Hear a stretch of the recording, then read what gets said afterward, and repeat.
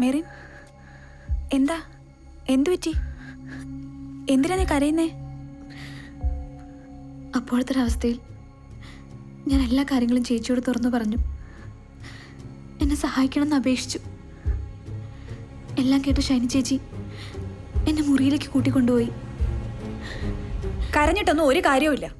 രക്ഷപ്പെടാൻ ഒരു വഴി കാണണം, അല്ലെങ്കിൽ നിന്റെ ജീവിതം തീർന്നു.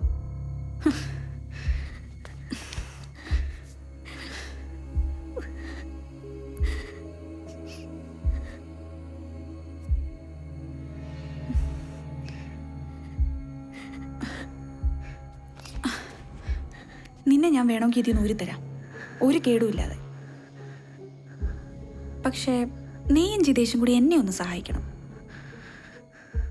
എൻ്റെ അവസ്ഥ നിങ്ങളിപ്പോൾ കണ്ടതാണല്ലോ. ആ ജോണിൻ്റെ മെസ്സേജ് എല്ലാവരും കേട്ടപ്പോൾ എനിക്കങ്ങ് ചത്താ മതിയെന്നാ തോന്നിയേ. നിങ്ങൾ എനിക്കൊരു 10 ലക്ഷം രൂപ തരണം. നീ തനിയെ വേണ്ട, പകുതി നമുക്ക് ജിതേഷിൻ്റെ ഇത് വാങ്ങാം. ആ ഫിദയായിട്ടുള്ള എല്ലാ ഇടപാടും തീർക്കണം. ചേച്ചി 10 ലക്ഷം രൂപ ഇച്ചായനറിയാതെ ഞാൻ എങ്ങനെ തരിക? എനിക്ക് ആ കാശ് കിട്ടിയ ഞാനൊരു കളി കളിക്കും, ഒരു ഉഗ്രം കളി. നീ നിന്റെ ചേട്ടനോട് ചോദിക്കേ, അയാളുടെ കയ്യിൽ പൂത്ത കാശല്ലേ. വെറുതെ വേണ്ട, കടമായിട്ട് മതി. എനിക്കൊരു നല്ല കാലം വരുമ്പോൾ പലിശ സഹിതം ഞാൻ തിരിച്ചു തരും.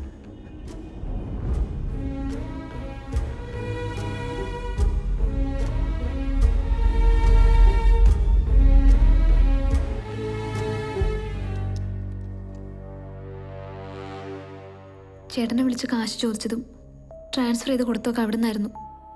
ധൈര്യമായിട്ട് പോയിക്കൊള്ളാൻ ഷൈനി ചേച്ചി പറഞ്ഞു. ഞാൻ പോന്നു കഴിഞ്ഞ് പിന്നെ എന്താ സംഭവിച്ചതെന്ന് എനിക്കറിയില്ല. എന്ത് സംഭവിക്കാൻ? ജിതേഷിനോടും പണം വാങ്ങിച്ച് തൻ്റെ കാര്യം നടത്തിയിട്ട് ഷൈനി കൈമലർത്തി. അവരതല്ലാതെ വേറെന്ത് ചെയ്യാൻ? ആര്യത്തിൻ്റെ അടുത്ത് ആരും ചെന്നിട്ടില്ലല്ലോ. അപ്പോൾ സ്വാഭാവികമായും ജിതേഷുമായോ മെറിനുമായോ വഴക്കുണ്ടായി കാണും. നിങ്ങളിൽ ഒരാൾ ഒറ്റയ്ക്കാണോ അതോ രണ്ടുപേരും ചേർന്നാണോ ഷൈനിയെ വകവരുത്തി എന്ന കാര്യം മാത്രമേ അറിയാനുള്ളൂ. അപ്പം നമുക്ക് ഈ കളി അവസാനിപ്പിക്കാം. ബാക്കി നിങ്ങൾ സ്റ്റേഷനിൽ വന്ന് പറഞ്ഞാൽ മതി. അതങ്ങനല്ല സാർ നടന്നത്. പിന്നെ എങ്ങനെയാണ്? നീ മഹാകള്ളനാണ്.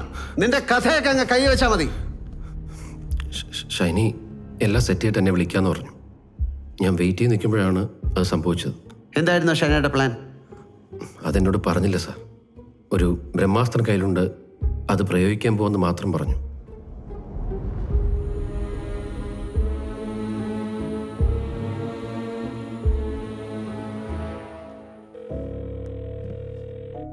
ബിജു, ഒന്നിങ്ങോട്ട് വന്നേ. Okay sir.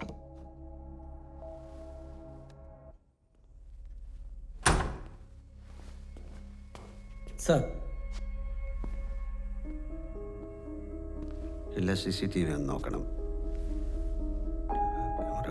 എന്താ സംഭവിച്ചത്? 9 and 9:30 ഇടയ്ക്ക്. ഓ ഓക്കെ ഓക്കെ സാർ.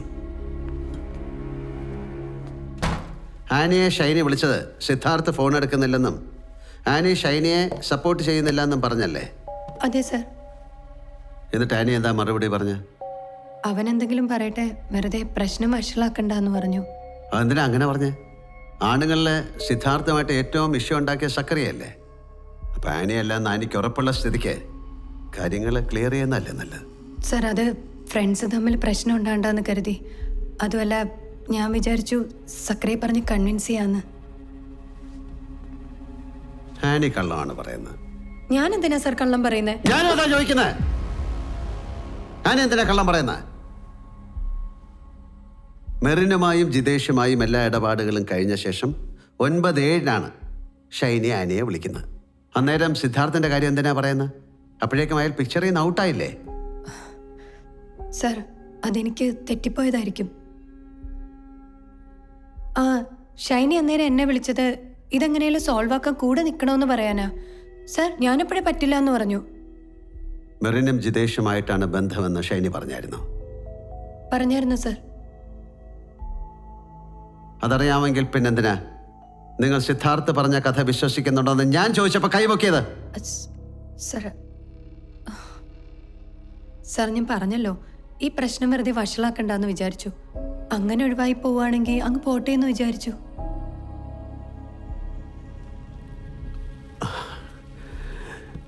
ചില കാര്യങ്ങൾ തമ്മിൽ കണക്റ്റ് ആവുന്നില്ല.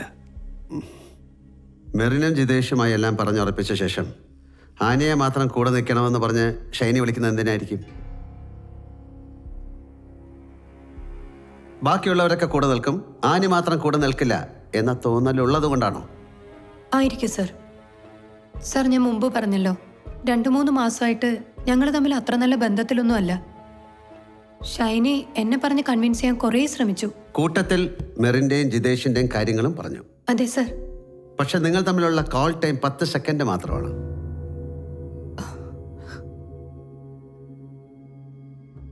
നിങ്ങൾ തമ്മിൽ നേരിൽ കണ്ടില്ലേ? അതിനു വേണ്ടിയല്ലേ ഷൈനി വിളിച്ചേ? ആനി, കൂടുതൽ കള്ളങ്ങൾ പറഞ്ഞ് വഷളാക്കിയാൽ ആനിക്കാണ് ദോഷം. എനിക്കറിയാം നിങ്ങൾ തമ്മിൽ കണ്ടെന്ന്. പറ, എവിടെ വെച്ച്? സർ, ഷൈനി എന്നെ റൂമിലേക്ക് വിളിച്ചിട്ട് ഭാരതിയോട് ആ പെണ്ണ് ഞാനാണെന്ന് പറയാമോ എന്ന് ചോദിച്ചു.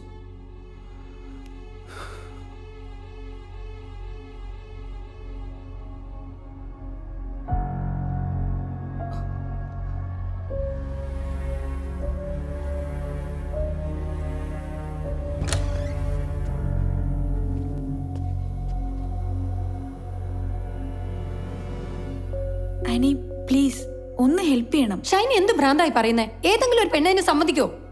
ആനി എല്ലാരോടും പറയണ്ട, ആരതിയോട് മാത്രം രഹസ്യമായിട്ടൊന്ന് പറഞ്ഞാൽ മതി. അല്ലെങ്കിൽ സിധുവിന്റെ കല്യാണം മുടങ്ങും. ജിതേഷ് റെഡിയാണ്. അതുകൊണ്ട് എന്നാ ശരിക്കുള്ള പെണ്ണിനെ കൂട്ടിക്കൊണ്ട് വരാൻ പറ. അതവന്റെ നാട്ടിലുള്ള പെണ്ണാ, അവളിപ്പോ എബ്രോഡാ. അതൊന്നും പറഞ്ഞിട്ട് ആരതി വിശ്വസിക്കുന്നില്ല, അതുകൊണ്ടാ. ആനി വെറുതെ പറയണ്ട, ഞാൻ നല്ലൊരു തുക ജിതേഷിന്റെ കയ്യിൽ നിന്ന് വാങ്ങിത്തരാം. എന്തൊരു സ്ത്രീയാ നിങ്ങള്! സക്കറെ എതിർത്തിട്ട് പോലും നിങ്ങളെ സഹായിച്ച കൂടെ നിന്ന് എന്നോട് നിങ്ങൾക്ക് ഇതെങ്ങനെ പറയാൻ തോന്നി? പോയി ചത്തോടെ നിങ്ങൾക്ക്. Stop it. ഇതൊട്ടും കൺവിൻസിംഗ് അല്ല. മെറിന്റെയും ജിതേഷിന്റെയും കയ്യിൽ നിന്ന് വാങ്ങിച്ച കാശ് മുഴുവൻ ജോണിനെ ട്രാൻസ്ഫർ ചെയ്തിട്ടാണ് ഷൈനി നിങ്ങളെ വിളിച്ച് സംസാരിച്ചത്. അപ്പൊ കാശ് ഓഫർ ചെയ്യാൻ ഒരു സാധ്യതയില്ല.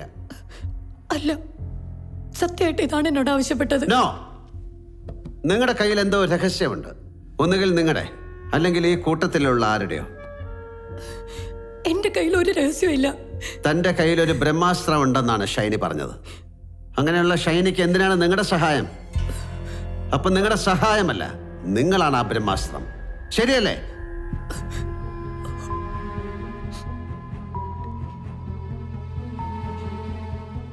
നിങ്ങൾക്ക് എന്റെ മുന്നിൽ അധിക നേരം പിടിച്ചു നിൽക്കാൻ പറ്റുമെന്ന് തോന്നുന്നുണ്ടോ?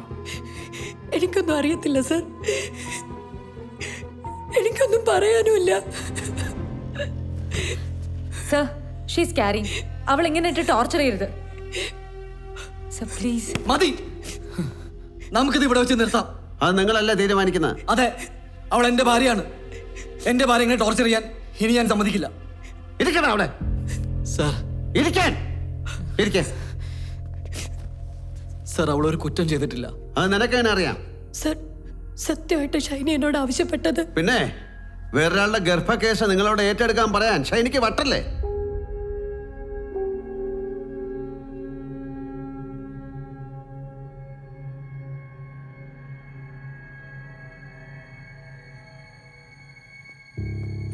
സർ,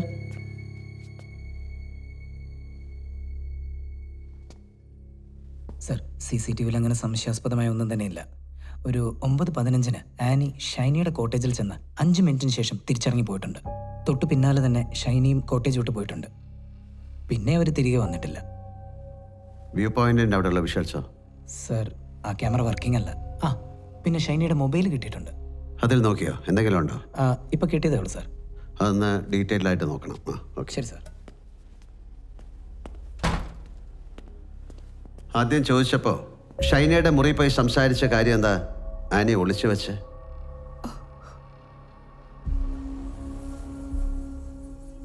ഓ, അപ്പോൾ സക്രയുടെ ഐഡിയ ആണ് അല്ലേ അത്? എന്തിനാ സക്രയ കള്ളം പറയാൻ പറഞ്ഞേ? സർ, ഷൈനി മരിക്കുന്നതിന് തൊട്ട് മുൻപ് വഴക്കുണ്ടായെന്ന് പറഞ്ഞാൽ വല്ല കുഴപ്പമുണ്ടാവുമെന്ന് പേടിച്ചിട്ടാ. മാത്രമല്ല, അന്ന് ഷൈനിയുടെ വർത്തമാനം കേട്ടിട്ട് ഇവൾക്ക് ഭയങ്കര സങ്കടവും ഷോക്കുമായി.